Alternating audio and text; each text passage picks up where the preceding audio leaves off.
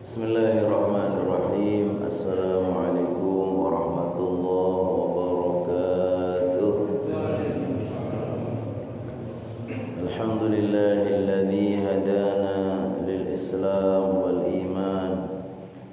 Alhamdulillahilladzi khassa ba'da ibadihi bit ta'ati wa ba'dahum bil 'asyan. Asyhadu an la ilaha illallah wahdahu la syarika lahu شهادة تدخلنا وتنال الرحمة والغفران وأشهد أن محمدا عبده ورسوله أرسله بالهدى والفرقان اللهم صل وسلم وبارك وأنعم على سيدنا محمد أنزل عليه القرآن وعلى آله وأصحابه ومن تبعهم بإحسان ومن يتمسك بأشرف الأديان أما بعد يقول الله تعالى في كتابه الكريم سبحانك لا علم لنا إلا ما علمتنا إنك أنت العليم الحكيم ويقول رب اشرح لي صدري ويسر لي أمري واحلل عقدة من لساني يفقهوا قولي اللهم إنا نسألك علما نافعا ورزقا طيبا وعملا متقبلا اللهم إنا نسألك علما نافعا ورزقا طيبا وعملا متقبلا اللهم إنا نسألك علما نافعا ورزقا طيبا وعملا متقبلا آمين آمين يا رب العالمين. Hadratal mukarramin wal mukarramat, seluruh jamaah salat subuh di Masjid Al-Islah, mudah-mudahan Allah senantiasa memuliakan, merahmati, meridhai, memberkahi, memudahkan segala urusannya, memberkahi umurnya, amin amin ya rabbal alamin. Kita bersyukur kehadirat Allah Subhanahu wa taala dengan rahmatnya, taufik dan hidayahnya pada pagi yang penuh berkah. Kembali Allah mudahkan untuk bersama-sama mengaji, bersama-sama memahami, lalu mengamalkan, lalu menyampaikan agama Islam yang begitu indah, yang penuh dengan kasih sayang, penuh rahmat Allah Subhanahu wa taala. Sebagaimana Allah Subhanahu wa taala berfirman, "Wa ma arsalnaka illa rahmatan lil alamin." Tidaklah aku mengutus engkau wahai Nabi Muhammad melainkan agar menjadi rahmat. Rahmatnya untuk siapa? Lil alamin, untuk semesta alam. Jadi bukan main-main ya, bukan sekedar asal-asal, tapi Islam ini adalah sebagai rahmat, dan rahmatnya untuk seluruh alam. Wa ma arsalnaka illa rahmatan lil alamin. Tidaklah kami mengutus engkau.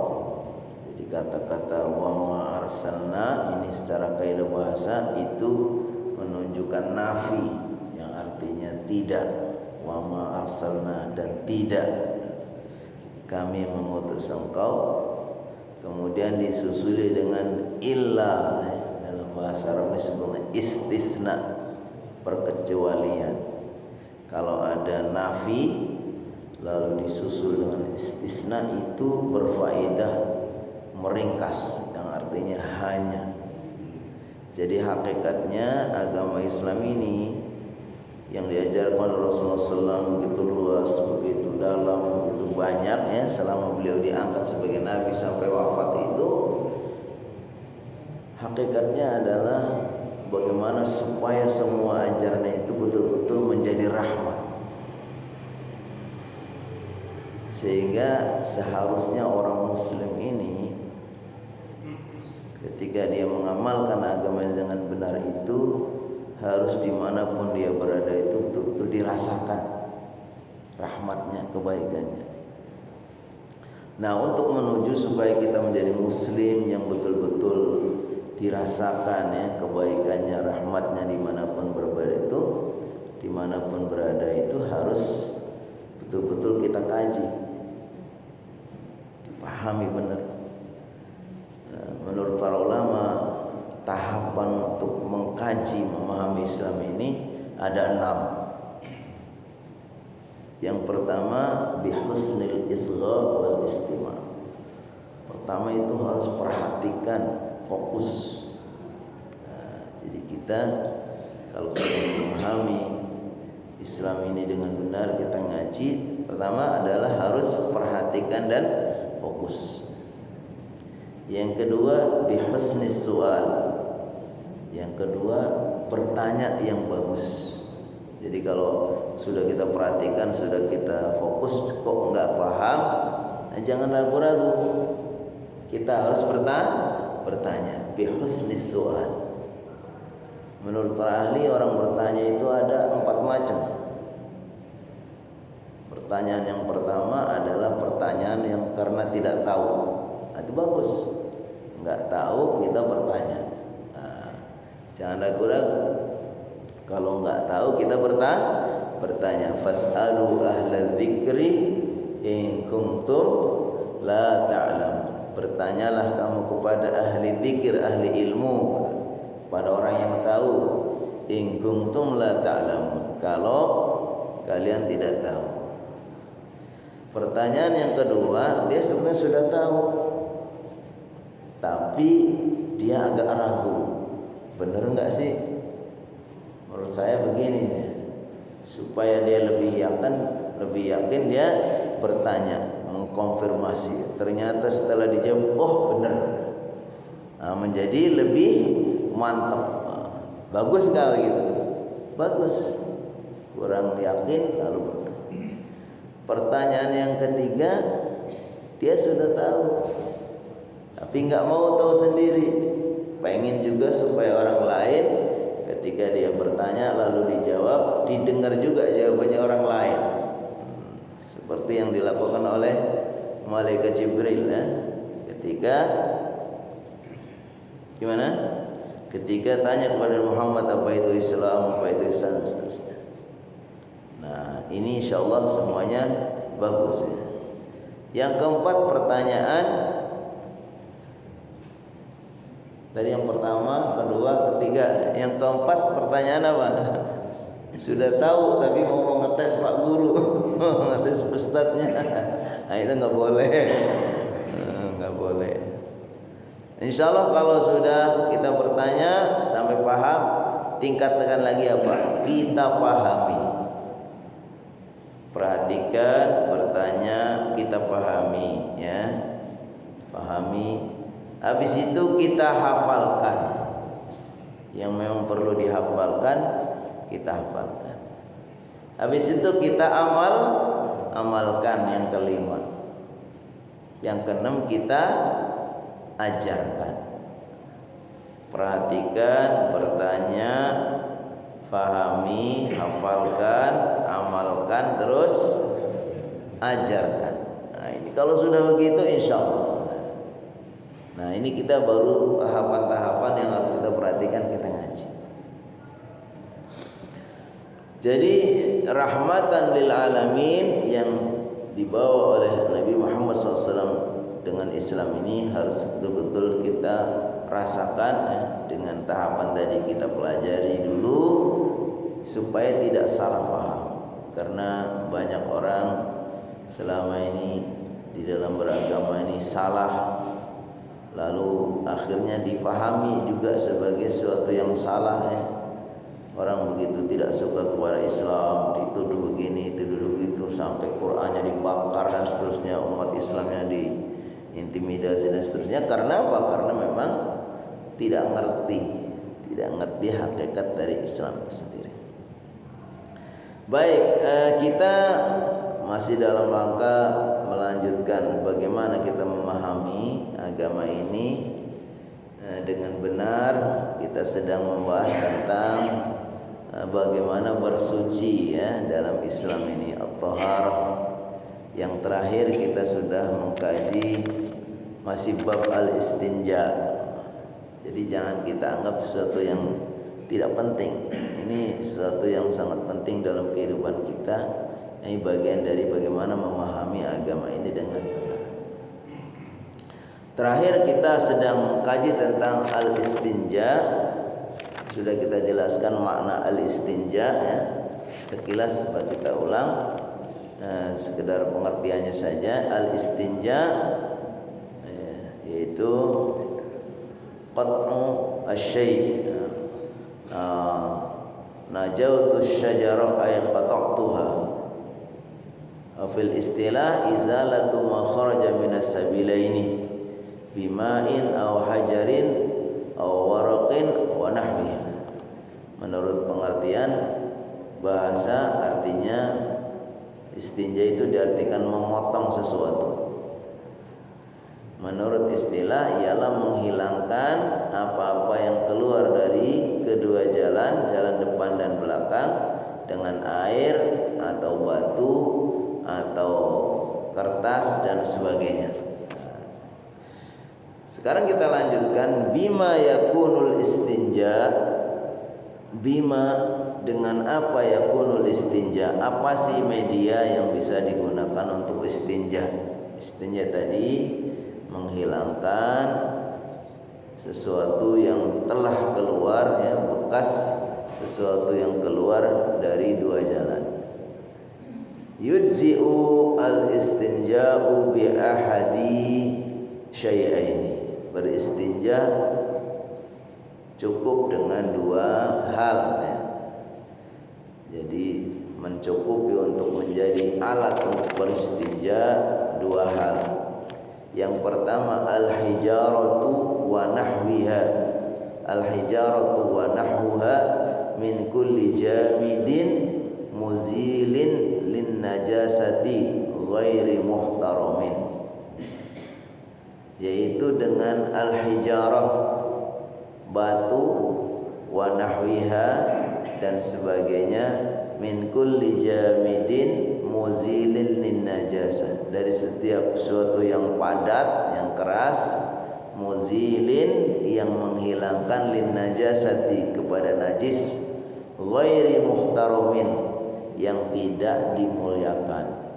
Jadi benda-benda seperti batu dan sejenisnya, syaratnya itu sesuatu yang keras, yang padat, bukan cair ya. Kemudian dia punya daya untuk menghilangkan najis, membersihkan.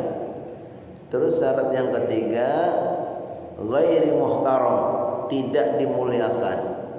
Tidak dimuliakan itu bukan sejenis makanan, pokoknya roti ya, roti keras itu nggak boleh.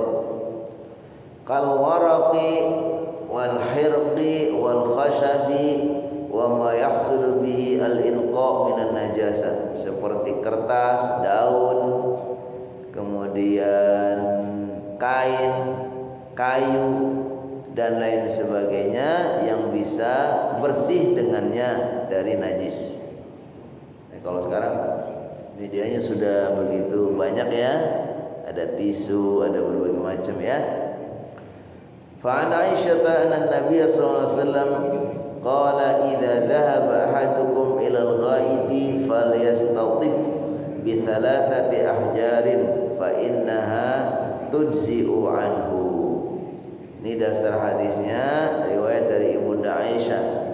Rasulullah SAW bersabda, idza dhahaba ahadukum, ketika salah satu dari kalian pergi ilal ghaiti, maksudnya untuk buang hajat, falyastatib, maka hendaknya dia itu bersuci bisalasati ahjarin, dengan 3 batu, fa innaha tujzi'u anhu, maka semuanya 3 batu itu sudah cukup.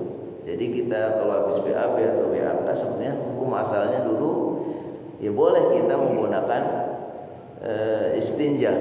istinjanya, tidak mesti harus pakai air. Ya maksudnya tidak mesti harus pakai air ya, tapi di zaman itu dalam kondisi mungkin susah air dan sebagainya, ternyata ada cara atau ada media yang lain. Wala yajuzu al-istijmaru bi aqalli min thalathati ahjarin 'ala rajih.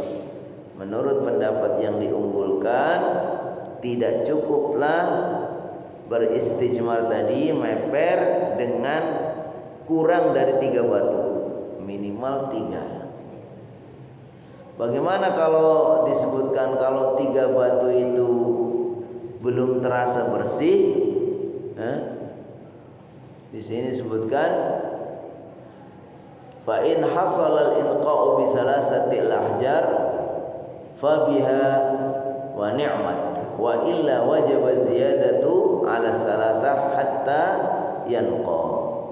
Kalau memang dengan 3 batu itu dirasa sudah kelihatan sudah cukup, sudah bersih, ya sudah, enggak apa-apa, sudah cukup minimal 3 batu.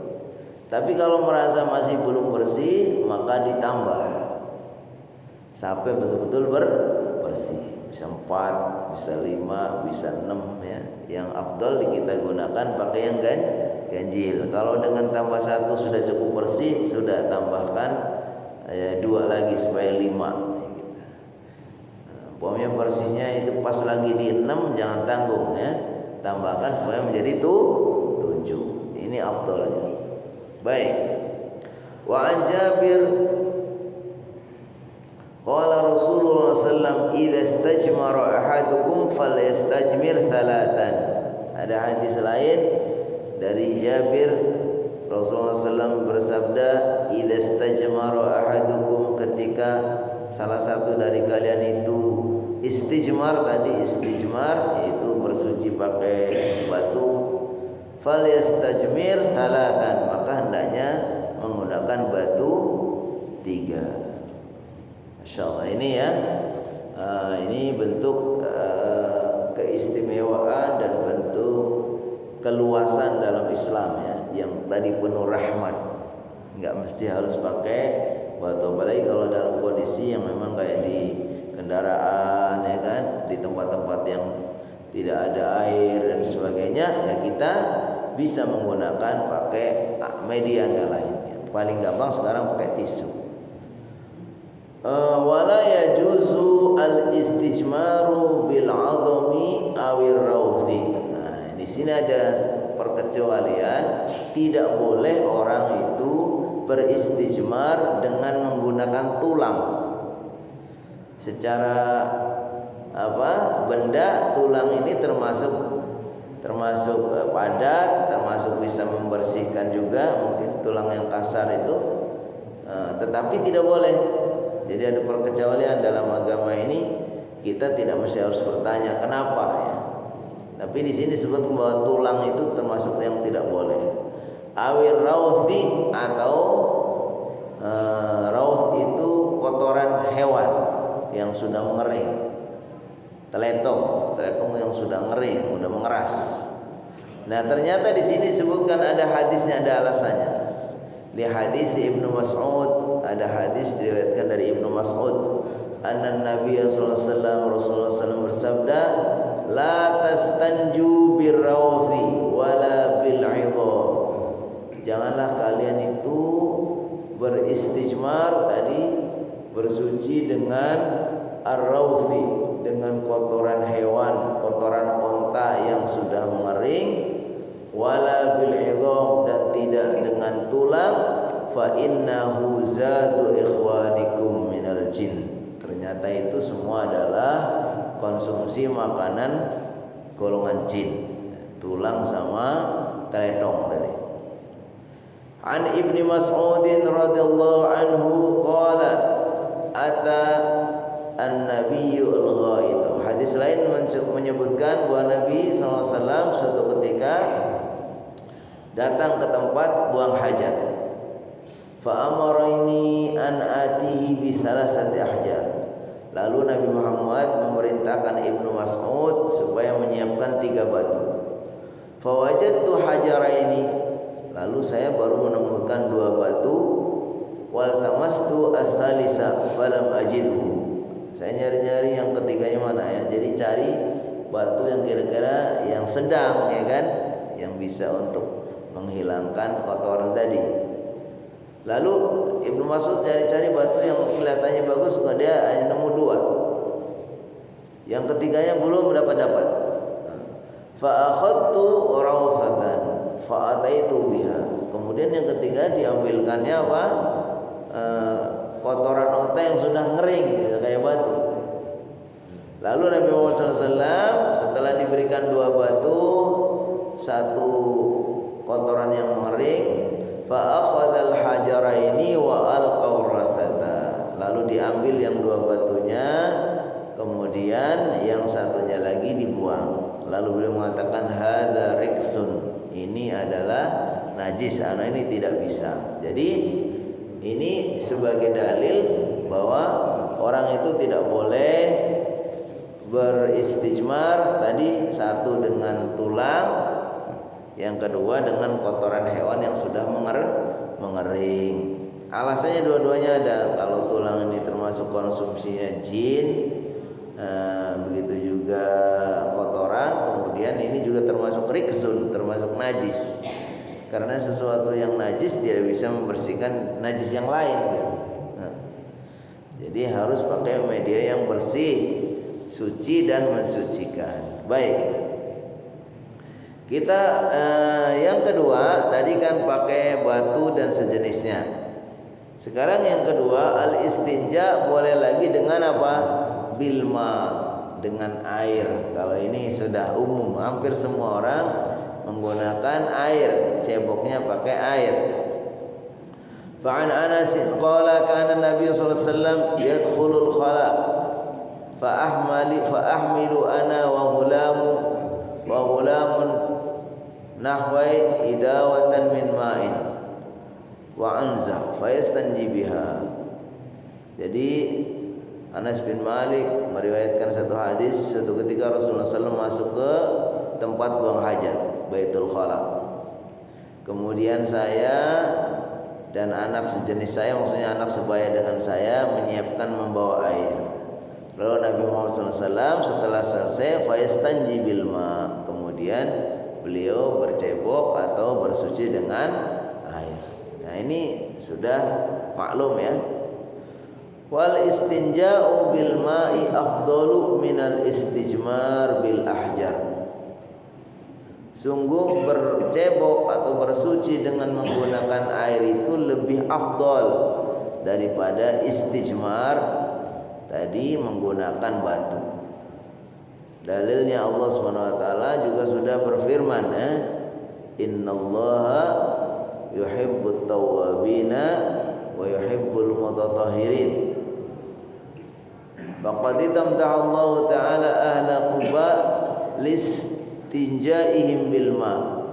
Sungguh Allah SWT telah memuji penduduk Quba karena mereka bersuci dengan air.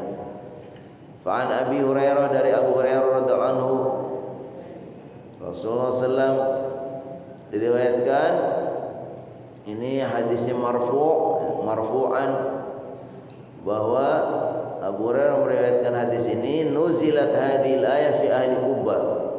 Ayat tentang memuji orang-orang ahli Quba yang bersuci dengan air. Allah SWT berfirman, fihi rijalun yuhibbuna an yatatahharu. Karena di situ di Quba, rijalun, orang-orang, yuhibbuna, yang mencintai, an yatatahharu, untuk bersuci. Qala kanu yastanjuna bilma. Dan orang-orang Quba ini, mereka itu kalau beristinja dengan menggunakan air. Fanuzilat fihim hadhil ayah. Jadi ayat ini sebagaimana diriwayatkan oleh Abu Hurairah, jadi sumbernya dari Abu Hurairah, bahwa ayat ini secara khusus memuji penduduk Quba yang punya tradisi kebiasaan mereka kalau cebok itu menggunakan air. Ya mungkin daerah situ airnya gampang, sehingga di masyarakat di situ semuanya umumnya orang bercebok pakai air. Nah, kita kan berbicara tentang hukum ya, di mana memang ini berlaku umum ya. Mungkin kalau kita di Indonesia kelihatannya ya air di mana-mana banyak ya sekarang tempat, tapi saya lihat daerah-daerah kering, daerah-daerah di Afrika sana itu ya umum sekali. Mungkin apalagi di zaman dulu ya.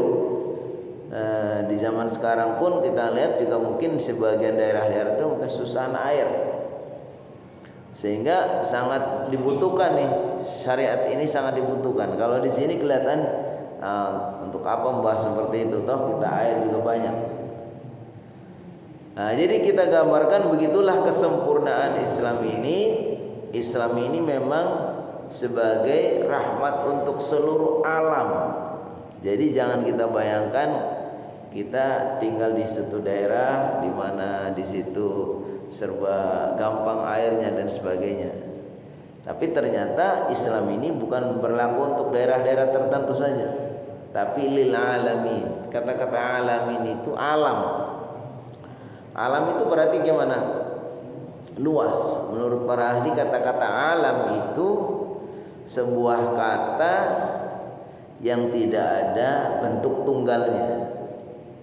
Begitu disebutkan alam itu sesuatu yang luas, karena pengertian alam itu ismun likulli kainin siwallah, nama untuk segala sesuatu selain Allah. Jadi semua makhluk ini alam, walaupun kemudian nanti diklasifikasi alam manusia, alam jin, alam malaikat, alam hayawan dan seterusnya. Tapi intinya alam ini semua. Jadi kita kaji seperti ini karena memang ternyata untuk daerah-daerah tertentu itu sangat penting.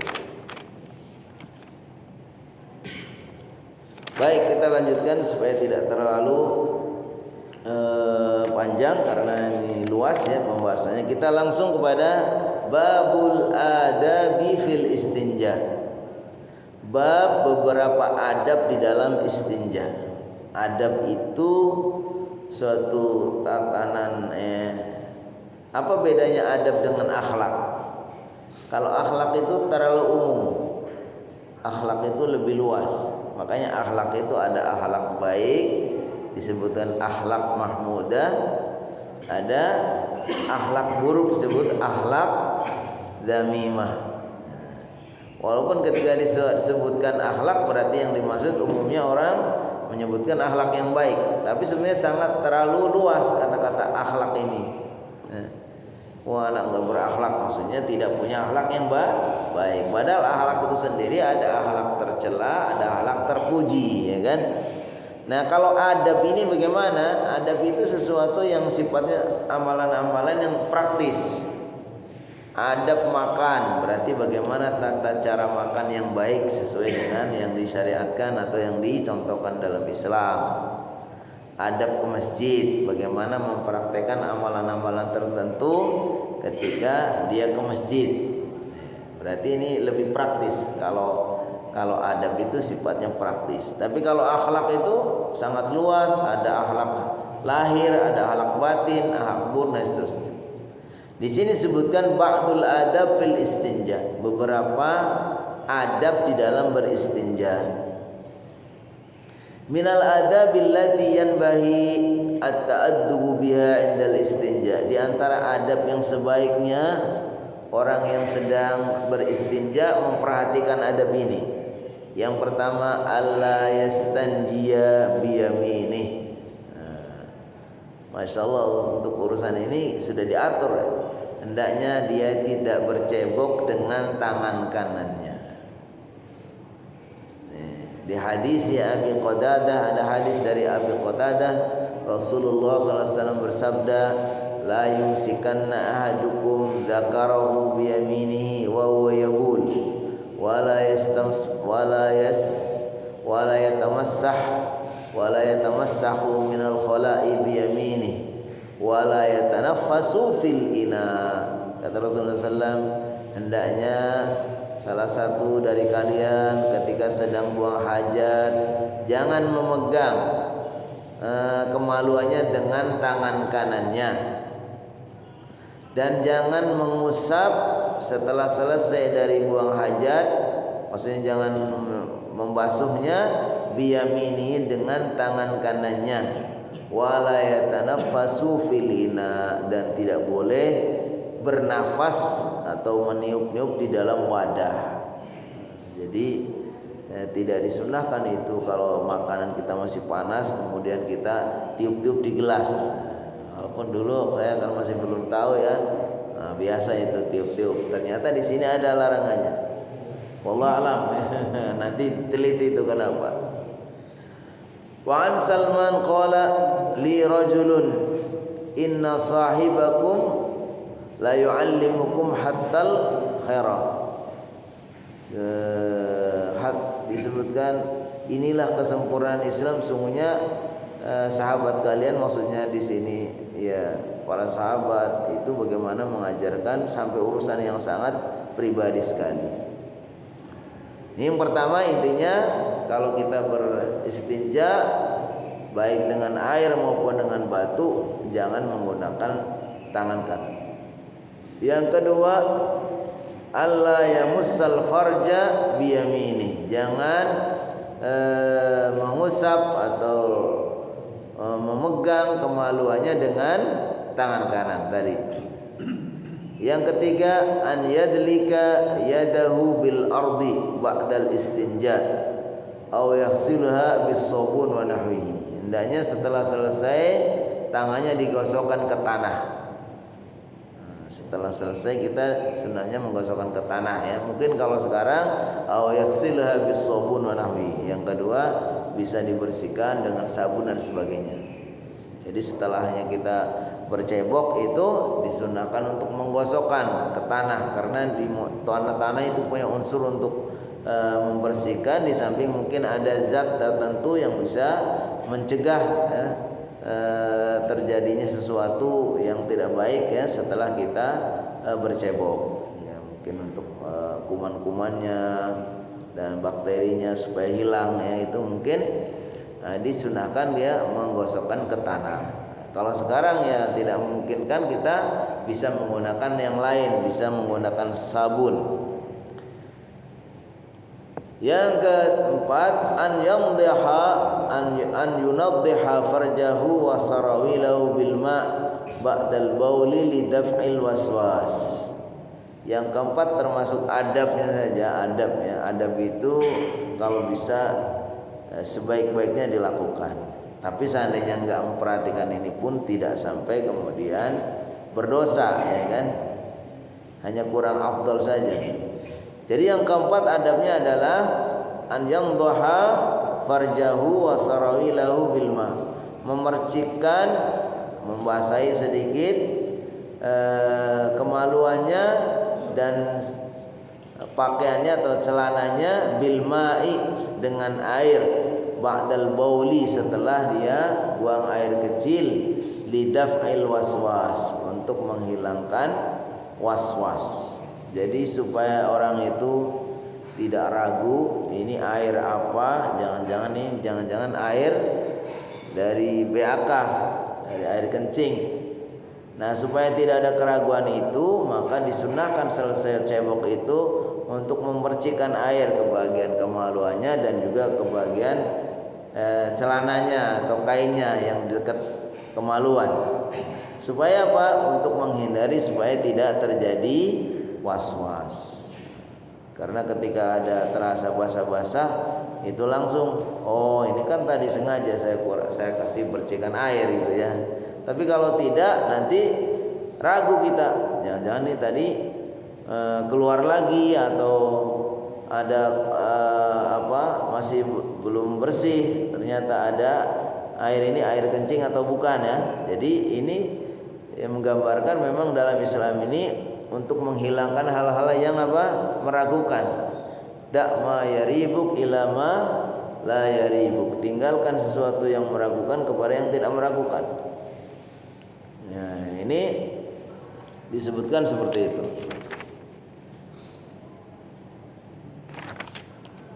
Baik, coba saya baca kaifa yastanji man bihi maradu salisil baul wa nahwihi. Bagaimana orang bersuci kalau dia itu diuji sama Allah Subhanahu wa taala orang yang beser. Kalau dia orang beser dikit-dikit keluar pipis dan seterusnya, bagaimana cara bersucinya atau cara ceboknya? Manubtuliya bisalisil baul wa nahwihi fa innahu yastanji wa yatawaddau li kulli salatin. Orang yang diuji oleh Allah Subhanahu wa taala dengan beser, maka dia bersuci dan berwudu pada setiap mau salat. Kenapa? Karena kalau dia harus bercebok setiap setelah pipis, ini akan setiap sebentar-sebentar akan cebok mulu ya. Makanya di sini dia dicukupkan kalau sudah mau salat saja. Summa la yadurruhu ma nazala minhu ma lam yadkhul waqtas shalah al-ukhra.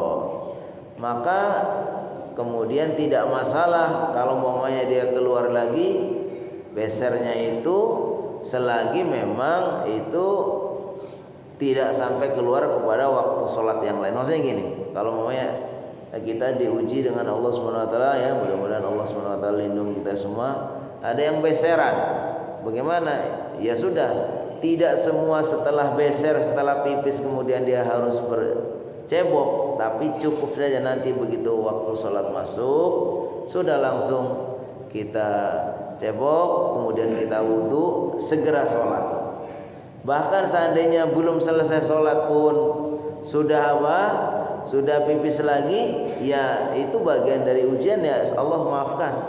Allah maafkan. Nah, di sini sebutkan enggak wa hadza ashahu qalil ulama. Wa bi qala Abu Hanifah wa Syafi'i wa Ahmad wa Ishaq wa Abu Thawr. Ini menunjukkan bahwa orang seperti ini memang mendapatkan keringanan khusus.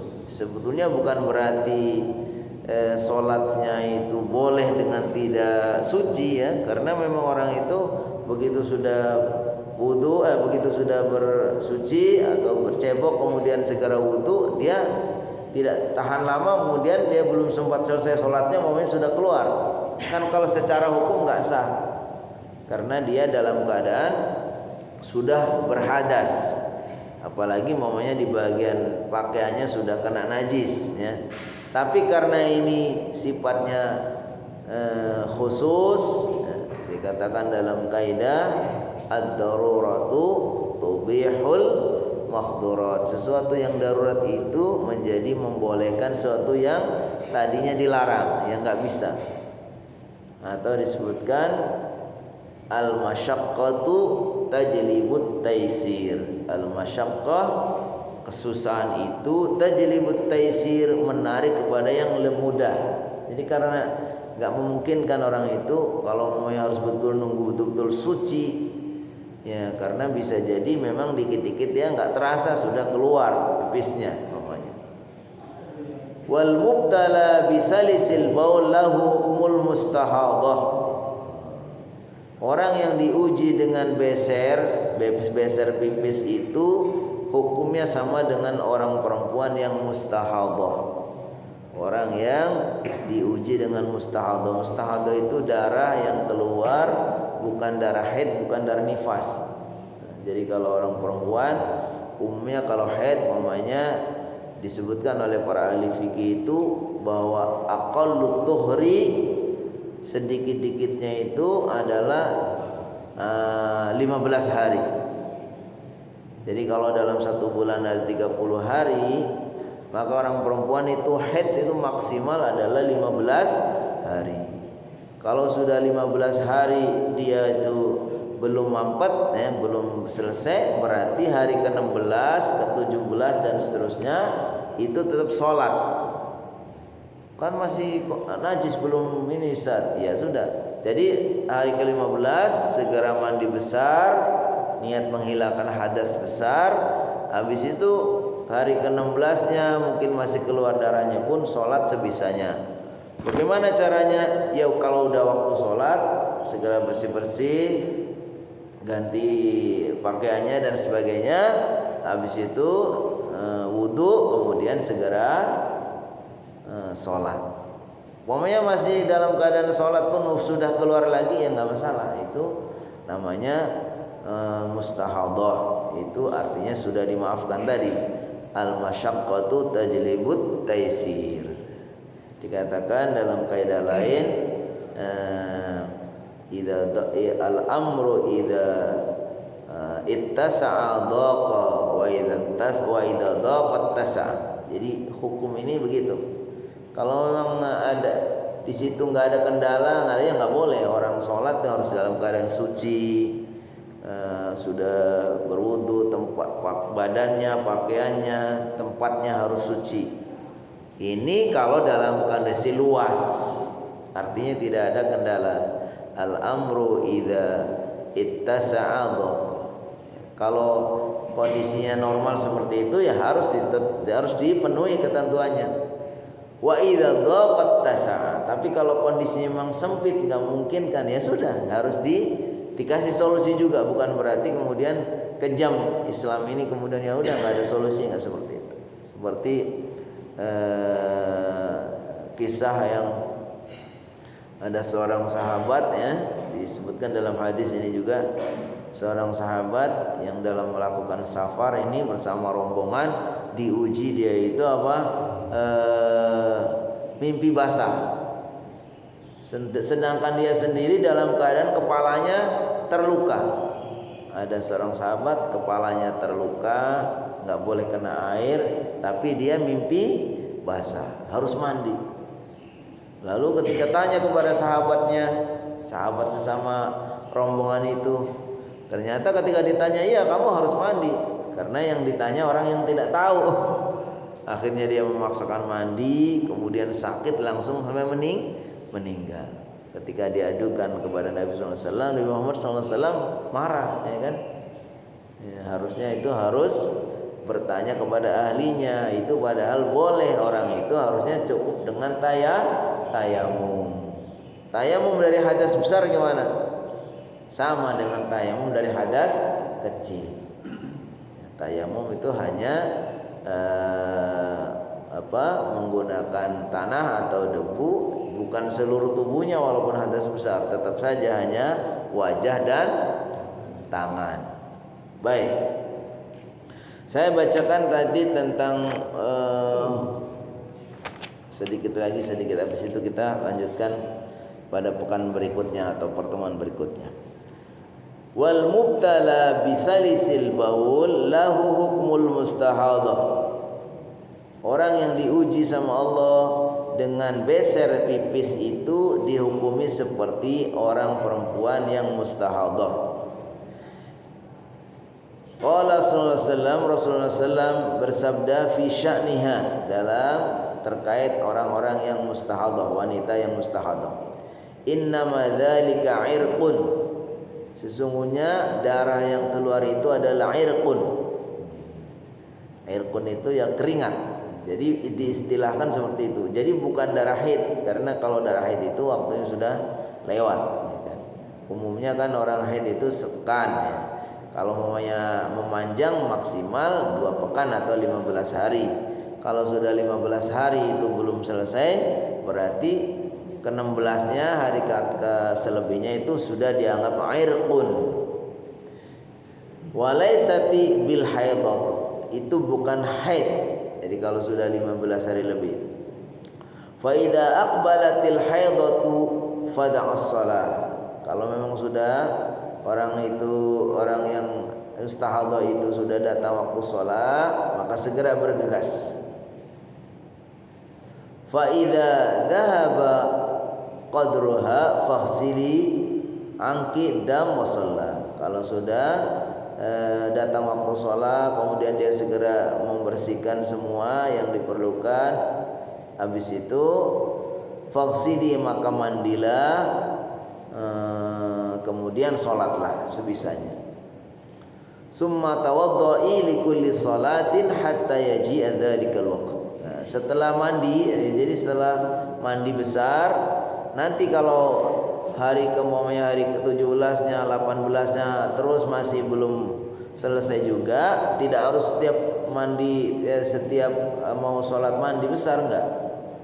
Jadi mandi besarnya cukup di akhir tadi. Umpamanya haidnya sampai 15 hari belum selesai, udah hari ke-15 terakhir itu sudah mandi besar. Nanti hari ke-16, 17 tidak semua kalau mau sholat harus mandi besar. Walaupun sebenarnya di sini kita rasakan masih ada darah keluar, tapi darah keluar itu dianggap sebagai irqun, bukan darah haid.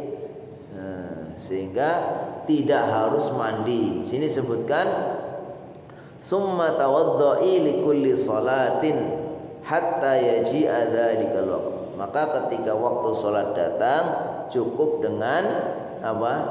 Dengan berwudu. Nah, ini penting untuk para ibu ya.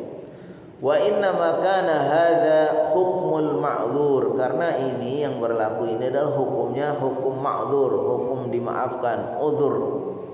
Raf'an lil haraj anhu, untuk menghilangkan kesusahan. Wa qad ja'at asy-syari'atu bi raf'il haraj 'anil ummah. Karena syariat Islam ini datang untuk menghilangkan kesulitan. Allah SWT berfirman, yuridullahu bikumul yusra wa la yuridu bikumul usra. Karena Allah menghendaki kalian kemudahan, Allah tidak menghendaki kesusahan.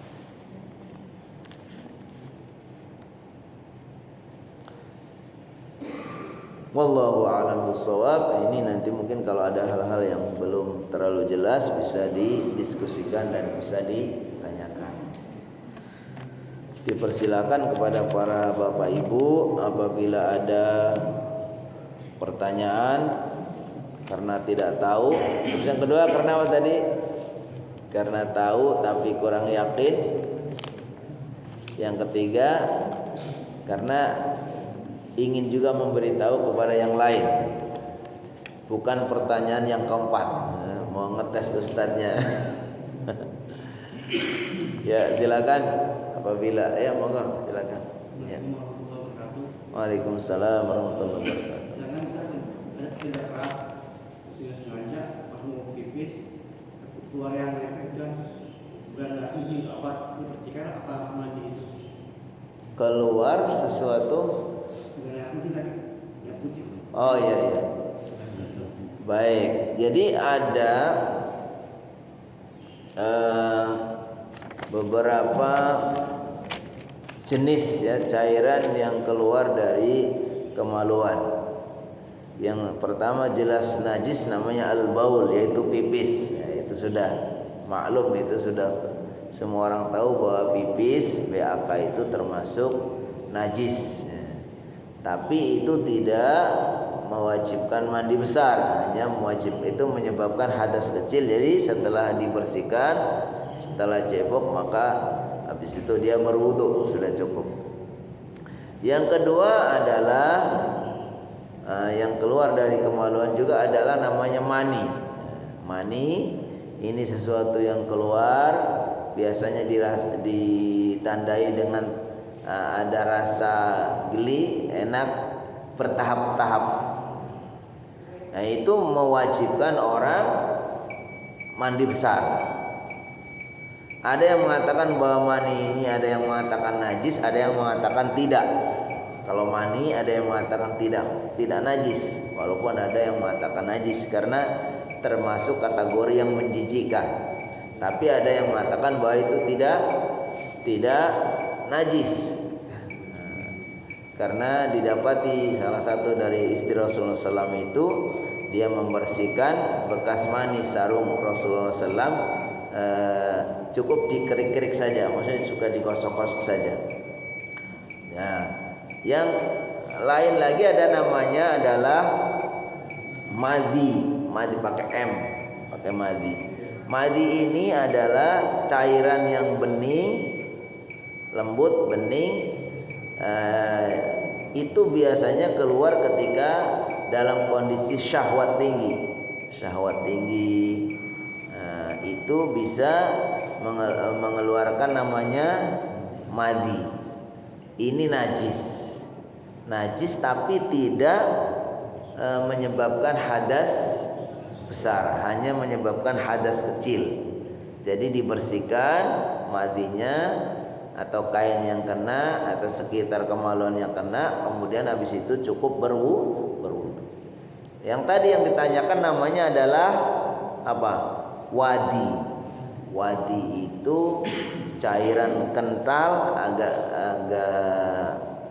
agak kental, kemudian agak keputih-putihan itu biasanya keluar bisa juga karena kondisi lelah, biasanya itu juga, dan itu sama dengan pipis juga.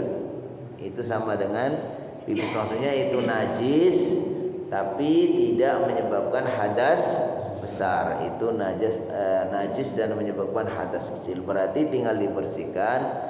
Itu sama dengan kita habis pipis. Itu namanya apa tadi? Wadi. Jadi ada mani, ada madhi, ada wadi. Yang tadi yang keluar dalam kondisi kita sedang lelah atau tahu-tahu kita nggak terasa keluar sendiri,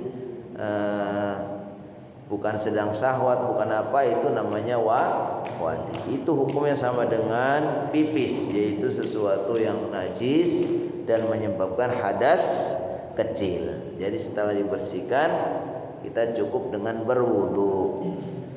Wallahu alam ya itu. Ada lagi dari ibu-ibu kayaknya mau bertanya nih. Kalau nggak ada yang bertanya berarti udah pintar semua. Oh mari silakan Pak Haji. Waalaikumsalam warahmatullahi wabarakatuh. Amin. Masya Allah, doa yang sama untuk Bapak dan keluarga. Mari.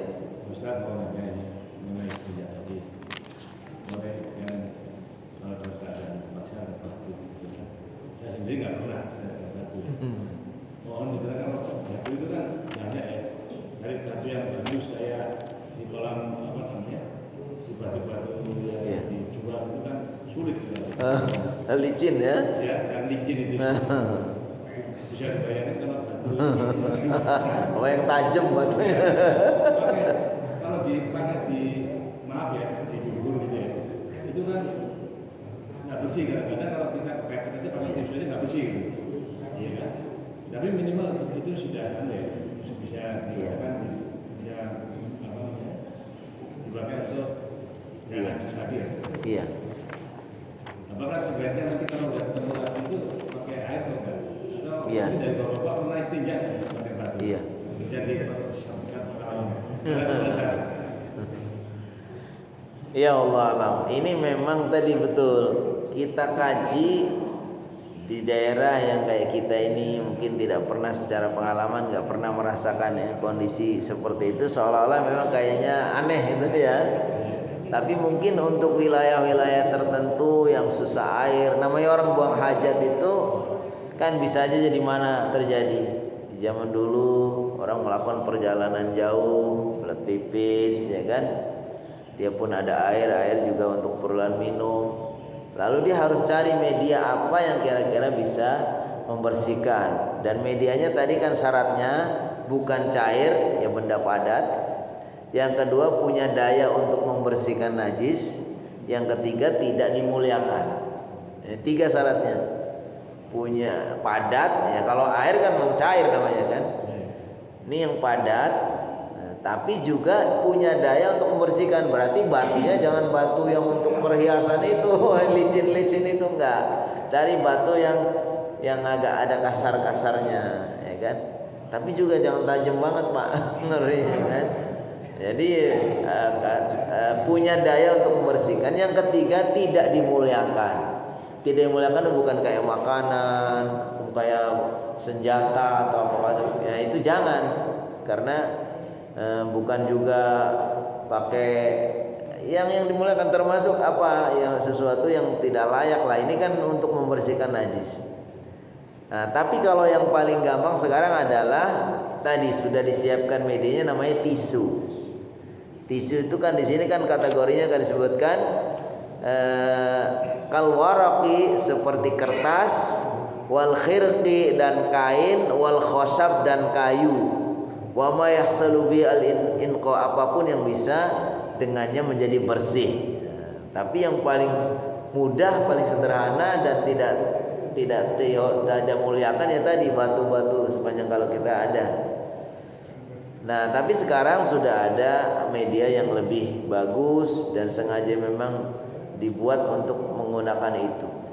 Bagaimana kalau kita memang kalau orang beristinja pakai selain air itu bagaimanapun masih tetap aja seandainya kelihatan sudah bersih pun sebetulnya masih belum bersih karena minimal itu sifatnya masih belum bisa hilang, baunya masih ada. Jadi kalau orang menghilangkan najis itu kan hilang rasanya, hilang baunya, hilang warnanya. Tapi kalau menggunakan batu dan sejenisnya itu bagaimanapun belum bisa. Tapi dalam Islam sudah dianggap cukup itu. Sudah dianggap cukup. Bagaimana nanti kalau umpamanya ada penjelasannya bahwa menyempurnakan dengan air itu lebih bagus, lebih afdal. Jadi pertama kali kita gunakan media kayak tisu dan sebagainya, nanti begitu sudah ada air kita pakai air itu lebih bagus. Dan itu saya malah sering terapkan ini. Jadi kalau mamanya kita di tempat-tempat kayak di hotel, kayak di kendaraan, itu jangan langsung pakai air karena di samping juga akan becek semua, itu kotor semua. Itu pakai tisu dulu. Sudah kita yakin pakai tisu sudah bersih, tinggal kita basahin sedikit pakai air. Itu lebih afdal. Jadi tidak becek kemana-mana, tapi itu dapat kesempurnaannya karena sudah menggunakan dua hal tadi. Gunakan dulu pakai media yang lain, nanti setelah itu airnya itu tinggal untuk menyempurnakan saja, tidak butuh banyak air, sehingga tidak becek kemana-mana. Gitu ya Pak Haji ya. Jadi memang ini tadi yang saya garis bawahi, memang kalau kita bahas di sini seolah-olah ya karena kita mungkin ada dari kita dari kecil nggak pernah menggunakan batu ya. Nah, tapi dalam kondisi tertentu kita harus siap ya. Suatu saat kita pergi ke daerah di mana nggak ada air ya. Nah kita jangan sampai kemudian main lipat saja, kan? Karena itu ada hadisnya ya. Hadisnya Rasulullah SAW suatu ketika dengan sahabat itu melewati makam di mana di dalam makam itu Rasulullah SAW dikasih mukjizat, dia mengetahui bahwa kedua-duanya orang yang dikubur itu dalam keadaan disiksa. Yang pertama disiksa karena dia suka mengadu domba, yang kedua dia disiksa karena tidak bersih di dalam cebok. Jadi seperti itu. Wallahu a'lam bishawab. Cukup ya? Ada lagi atau sudah? Oh, mari Pak Haji, satu lagi. Waalaikumsalam warahmatullahi wabarakatuh. Kalau di sholat ada luka terus berdarah, batal nggak? Iya. Darah kemarin sudah disepakati, darah hukumnya adalah najis. Darah itu hukumnya najis. Tapi ketika ada orang terkena luka, lalu di lukanya itu bisul atau sebagainya itu keluar darah, yang darahnya yang wajar saja gitu, bukan darah yang sangat banyak sekali, maka itu kategori ma'fu, kategori yang dimaafkan. Kayak di bekas lukanya masih ada sedikit dan seterusnya. Bagaimana kalau betul-betul darahnya banyak sekali? Ya kalau itu dianggap kepada adatnya ini orang udah dianggap banyak apa enggak? Kalau memang saya betul-betul mengucur banyak sekali ya kita bersihkan atau kita berhenti dulu, kita selesaikan, kita bersihkan, kemudian kita sholat lagi, kita batalkan sholatnya. Tapi kalau hanya ya mengalir sedikit dari luka tadi sebelum sholat sudah kita upayakan bersihkan, ya itu sudah dimaafkan. Karena para sahabat pun disebutkan dalam hadis itu, para sahabat itu ada yang habis berperang kena luka, kemudian senjatanya ada juga yang masih kena darah, ya udah dia sholat dalam keadaan seperti itu, dalam keadaan luka, dalam seterusnya, karena memang itu termasuk secara umum najisnya darahnya najis, tapi itu termasuk najis yang dimaafkan ketika dalam kondisi seperti itu, badannya kena luka dan sebagainya. Itu sebagaimana para sahabat juga melakukan itu. Wallahu a'lam bishawab. Ya. Cukup? Ibu-ibu? Cukup. Ibu-ibu pintar semua, nggak ada yang tanya. Waalaikumsalam warahmatullahi wabarakatuh.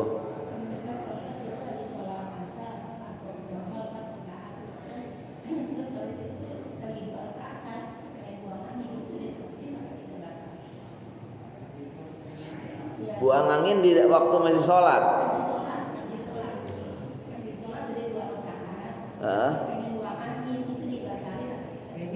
Oh, kalau belum sampai keluar dan kita masih bisa menahan, itu lanjutkan saja.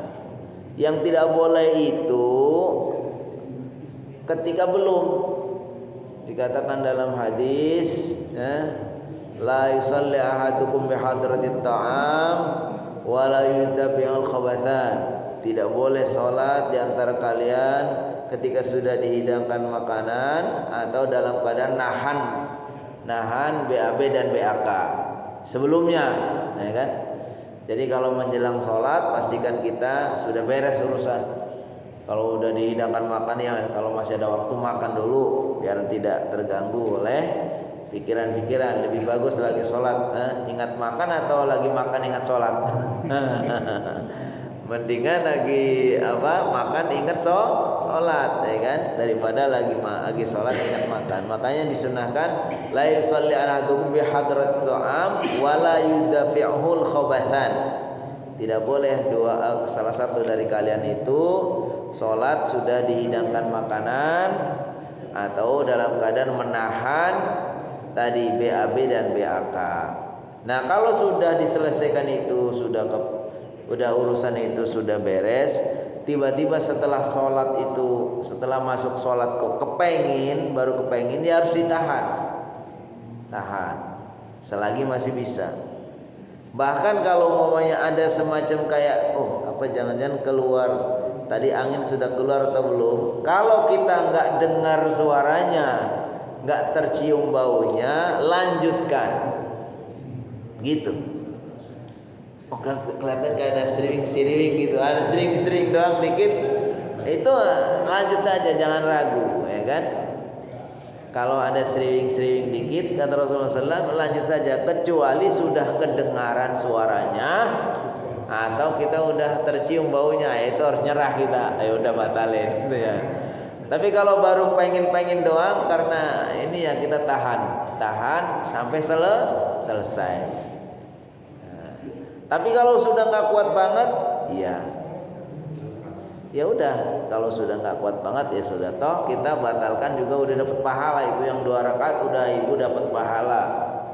Nanti tinggal kita keluar, kita batalkan, kemudian kita sholat lagi. Nah, kalau mules banget ya. Tapi ketika kita masih anggap sudah, toh kita nggak salah, tadinya udah dipersiapkan kok. Nah, yang tidak boleh itu menjelang sholat sudah ada keinginan BAB dan BAK. Itu harus BAB dulu dan BAK dulu, selesai dulu, ya kan? Tapi kalau sudah itu mules lagi ya sudah, jangan diputus di jalan, karena memang ya bagian dari komitmen kita. Begitu kita takbiratul ihram sudah mulai, harusnya kita jaga sampai salam, ya kan? Nah, kecuali memang sudah nggak kuat lagi, ya apa boleh buat, ya, nyerah kita ya. Wallahu alam. Itu barangkali ibu ya. Terima kasih. Cukup. Ya, insyaallah mudah-mudahan apa yang kita pelajari, boleh ada sesuatu yang baru, boleh juga mengulang, tapi ala kulli hal ini bagian dari bagaimana pentingnya kita memahami Islam dengan benar, sehingga betul-betul ketika Islam ini kita pahami dengan benar, kita amalkan dengan benar, akan dirasakan ya oleh kita maupun oleh orang lain tentang keluasan rahmatnya, keluasan rahmat Allah dalam agama Islam ini. Baik, kita akhiri dengan berdoa kepada Allah Subhanahu wa taala. Mudah-mudahan Allah Subhanahu wa taala kabulkan segala amal ibadah kita, ampuni dosa kita, dan kita mendapatkan ilmu yang bermanfaat. Amin amin ya rabbal alamin. Alhamdulillahi Rabbil Alamin hamdan yuafi ni'amahu wa yukafi'u mazidah. Ya Rabbana lakal hamdu wa lakal syukru kama yanbaghi li jalali wajhika wa 'azimi sultanik. Allahumma salli wa sallim wa barik ala sayyidina Muhammad wa ala alihi wa sahbihi ajma'in. Allahumma ighfir lana dhunubana wa liwalidina warhamna warhamhum kama rabbana shighara wa li jami'il muslimin wal muslimat wal mu'minin wal mu'minat al ahya'i minhum wal amwat. Allahumma ij'al jam'ana hadha jam'an marhuma wa tafarraqana min ba'di tafarruqan ma'suma. Allahumma inna nas'aluka 'ilman nafi'a wa rizqan thayyiban wa 'amalan mutaqabbala. Allahumma inna nas'aluka minal khairi kullihi 'ajilihi wa ajilihi ma 'alimna minhu wa ma lam na'lam wa na'udzu bika minasy syarri kullihi 'ajilihi wa ajilihi ma 'alimna minhu wa ma lam na'lam. Allahumma ij'alna wa awladana wa banatina wa dhurriyyatina min ahli al-'ilmi wa ahli al-khairi wa ahli al-Qur'an. Rabbana atina fid dunya hasanah wa fil akhirati hasanah wa qina adzaban nar. Sallallahu ala khairi khalqi Muhammad wa ala alihi wa sahbihi ajma'in. Subhana rabbika rabbil izzati amma yasifun wa salamun alal mursalin walhamdulillahi rabbil alamin. Mari kita baca doa kafaratul majlis. Subhanakallahumma wa bihamdika asyhadu an la ilaha illa anta astaghfiruka wa atubu ilaik. Assalamualaikum warahmatullahi wabarakatuh.